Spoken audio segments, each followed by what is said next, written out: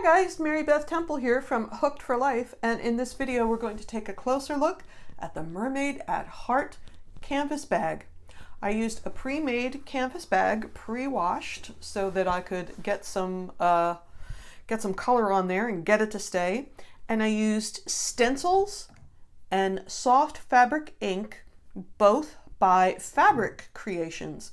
Now, this is not a sponsored video. I was not paid to make this video, but I was supplied with the products free of charge so I could play with them, and play with them I did. So let's take a closer look at how to make this cute little canvas bag. I have a canvas bag. Now, I washed that because I wanted to get all the sizing out of it to make sure that the paint that I use will get in there and set. I grabbed 3 different stencil kits from Fabric Creations, which is Division of Plaid. I'm not sure I'm going to use all of them, but I went with the Mermaid at Heart. And then this one says Gypsy Soul, but I liked that shell in the middle, so I might pillage that. And then I grabbed this one. This has my little mermaid and all kinds of stars, and it also has this little ocean pattern and the sand dollar. So I basically just grabbed everything that had an ocean theme to it. I really am sort of punting on this one. What else do I have? I have my paint palette. This is from the Delta paint palette set that I'm going to use. I grabbed all the colors of Fabric Creations that looked like ocean to me. So I'm not 100% sure if I'll use all these colors, but I will absolutely in the description and on the blog post put down what I used, which exact colors I used. But I just grabbed all these out of the shelf to see which ones worked for me. I also pulled black, white, and this, they're calling it nude, but it's sort of a beige color, which I thought I might like for the sand. I grabbed some plaid brushes, the white nylon and natural bristle brush, again specifically because it says it's best for glass and fabric. And for that fabric paint to really get in there, I want to make sure that I have a brush that can sort of work the fabric into work the paint into the fabric. Lastly, in my little brush basin over here, now I just grabbed these at the craft store. I got some sponges. I got this one, and I got this one, and I got this one with the more open pores. Once again, these were, I got them at a craft chain. I will probably use them, and then I got just a garbage dollar store brush in case I needed it to dry brush stuff at the end. So let's go crazy and make a canvas bag. When you pick these stencils up at the store, they are self-adhesive. When you move 4 times because your studio washed away in a hurricane and you leave them in an unclimate controlled storage unit for way too long, they're not so sticky anymore. So what I did, which you should not have to do unless you've used these more than once and you're using them again, I went and got some stencil adhesive, and I went ahead and I freshened up the adhesive part by using the stencil adhesive. So I'm using the crimson color of the fabric ink, and I'm going to do my heart first, and I'm going to use the large brush.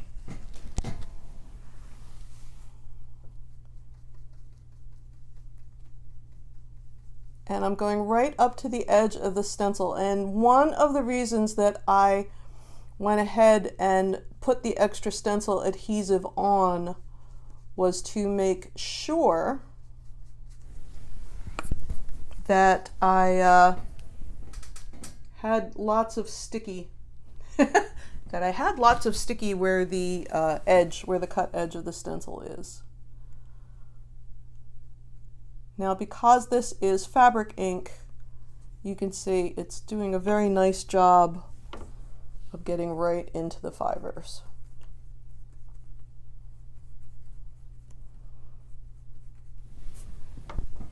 And I want this to be a nice solid crimson, so I'm going pretty heavy with the ink.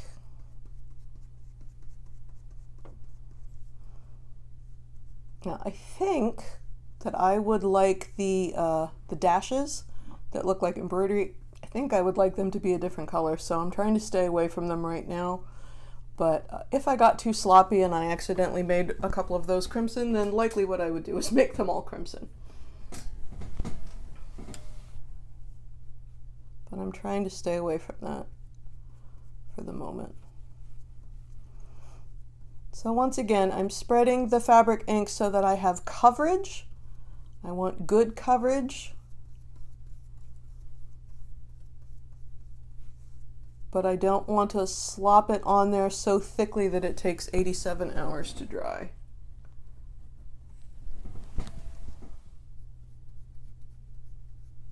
A little bit of extra, again, around the cut edge of the stencil.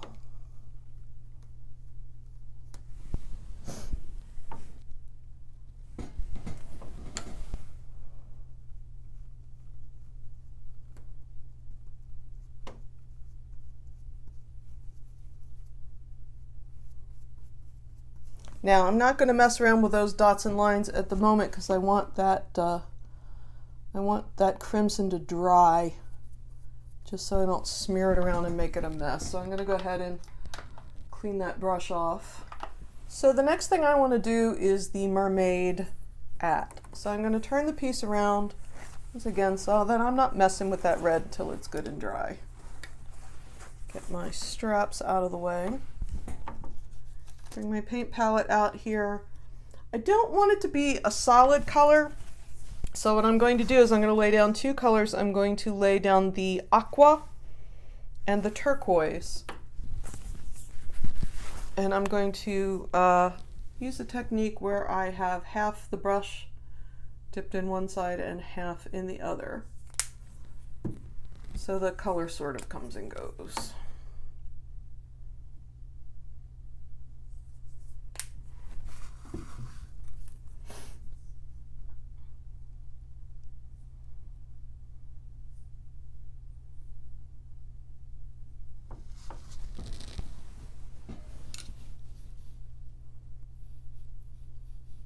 So now I'm going to go ahead and paint over my saying.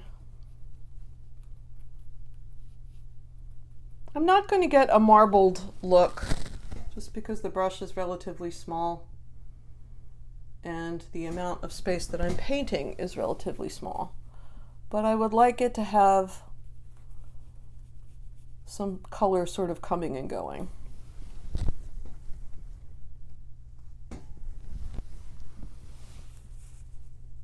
I could use a little more of just the blue.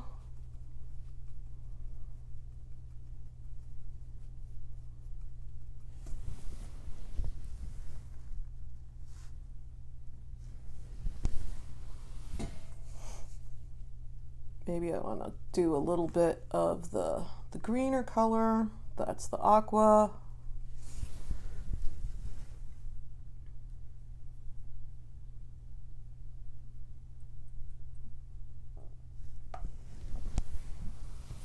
Maybe I want to go back and have both on my brush and see what happens.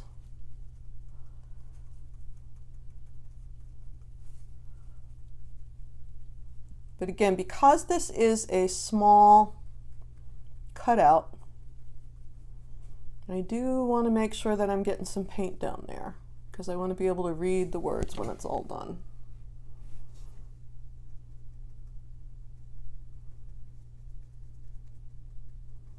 So I'm going to go ahead and finish my mermaid letters, and then we'll come back and look at the next part. All right, I laid down some navy. I did clean the smaller brush, but I'm not getting crazy if there's a little bit of the aqua or the turquoise on there because, again, it'll give it sort of a variegated or ombre look. But I'm just going to go ahead and lay down the navy for the at.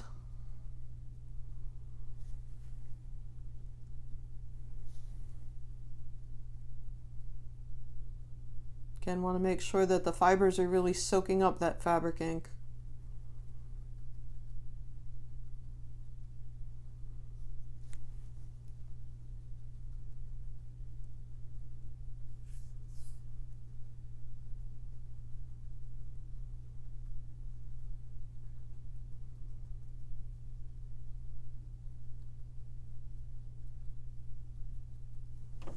And then I'm going to use that same navy to do the lines around the heart.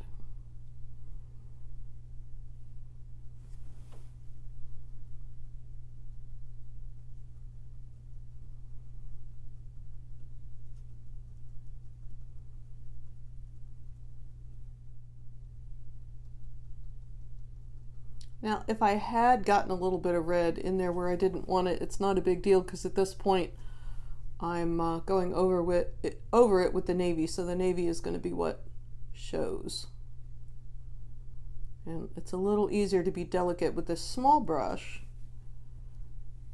than it was with the big brush that I put the crimson down with.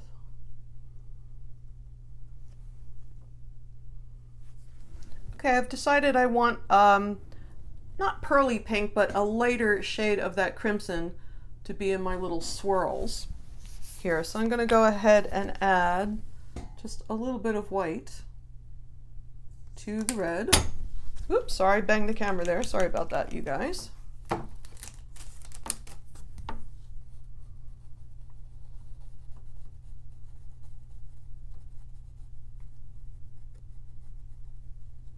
I think a little lighter than that. You put some more white in there, and of course you're going to make sure that you are shaking up your bottles as often as you need to. Let's get a little more white in there.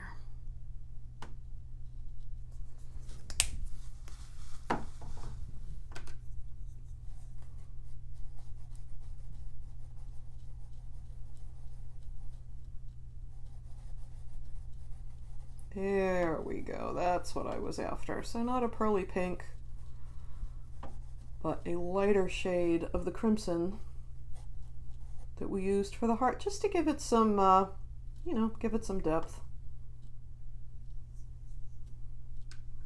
Does it wipe some of that extra off? And now I'm going to do my little swirls.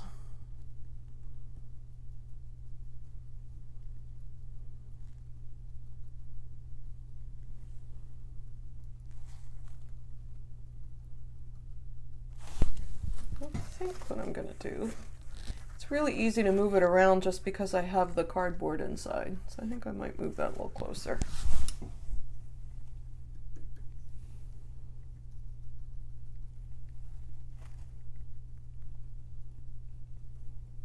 And I'm going to have all three on each side the same color.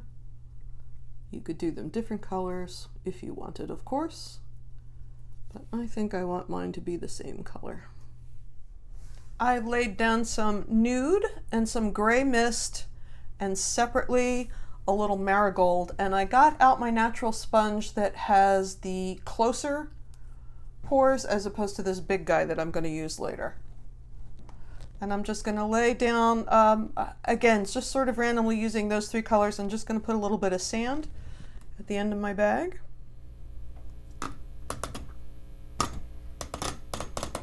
Sorry, that was not as smooth as I had hoped.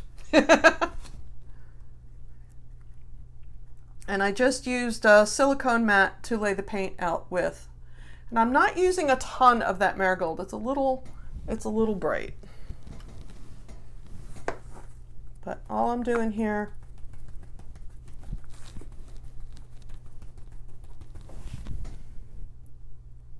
is using that spongy guy.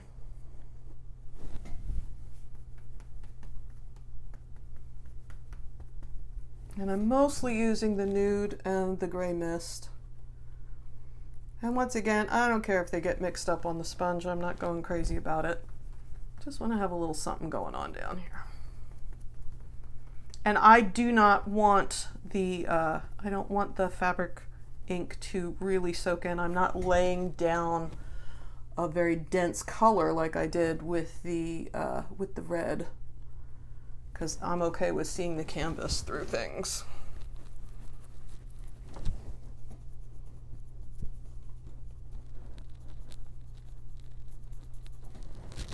And as I get towards the top of the bag, I'm going lighter in color, and I'm having less ink on this less ink on the actual canvas bag. Because I gotta say, I think that's a little too much gray on the bottom. And I'm also, you see how I have sort of some dots going on here? So I think I'm just gonna really get a very light coat of that nude on top. Lighten up that gray a little bit. It's almost like a dry brush technique. Just keep moving it around. With the aqua that we used earlier, I'm going to pour some of that, again, on that big silicone pad. And I'm going to use this sponge with the more open pores. So I have a good amount of paint on there, but I haven't soaked it so much that it is soaked all the way in. I want that texture.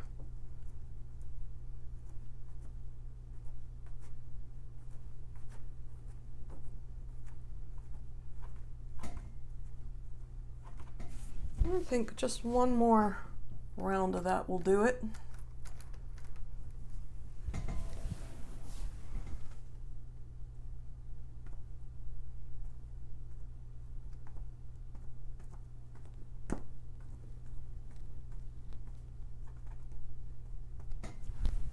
There's my ocean waves.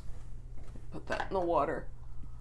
If you get these sponges new like I did, just a gentle reminder that you have to wet them first, run them through some cold water, and then just dry them out real quick. That will make them soften up enough that you can use them.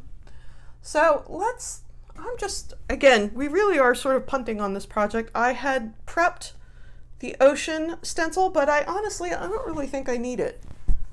I think it looks fine using the sponge. I actually prefer that. I think it's a little more natural looking. What else do we have going on here? We have our sand dollar. Although again, let's see. You know what's great about these self-adhesive things that are removable? You can put it down, and if you decide you don't like it, you can take it right back up again. And I'm using the white, I'm just using it on the palette.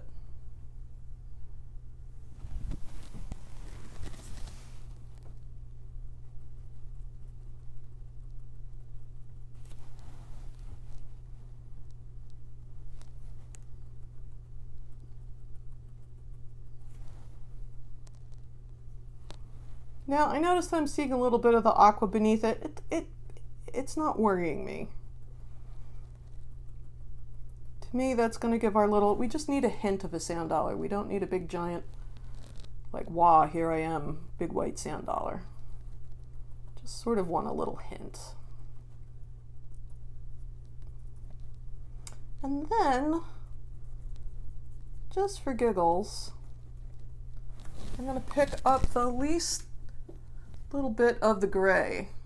That gray mist that I had, that I used on that bottom level. Just the least little bit. And brush that over a little bit here and there. Just to give it a little more density.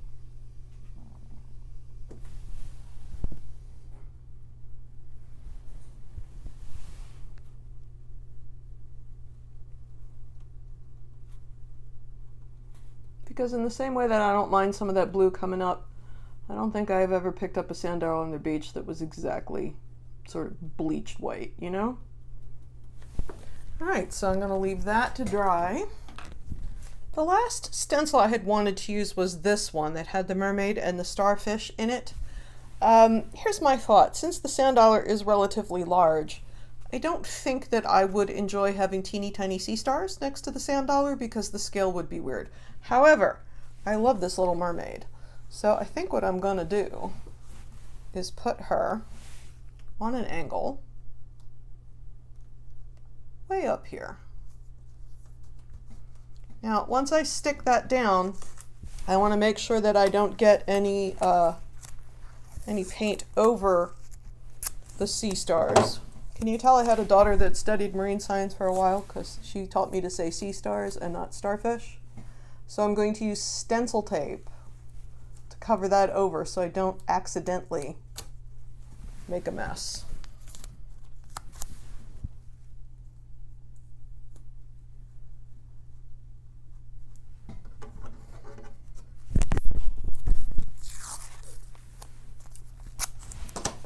One more little piece. This is called stencil tape. You just get it at the craft chain. It's specific to the plastic so that you can do stuff like this. You can also use it to hold stencils into place if your adhesive is failing. However, it comes right off the stencil, so you can reuse the stencil, so that's why it's so great. So what color should we make our friend here? I think I'm going to use the aqua that I used, so it sort of ties in with our mermaid. And I'm going to use the sponge that had the teeniest amount of pores. And I have some aqua already laid out on my silicone pad. So again, I'm not too worried about texture on this. I do want her to show up. Yeah, you know, the thing with this little sponge, with the little poured sponge, is that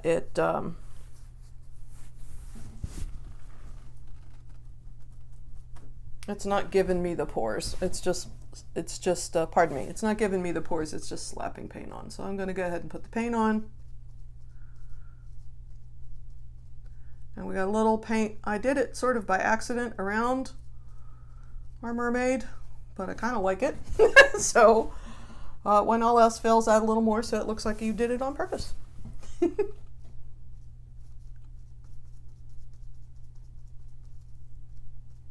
Just a little bit, just like a little dry brush.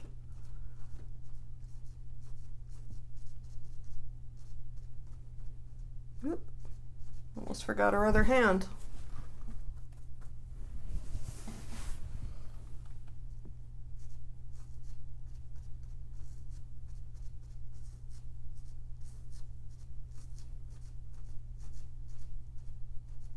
Let's see. I think that might want just a little bit of,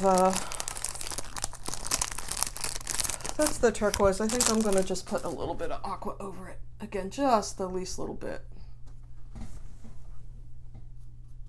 Maybe over her tail.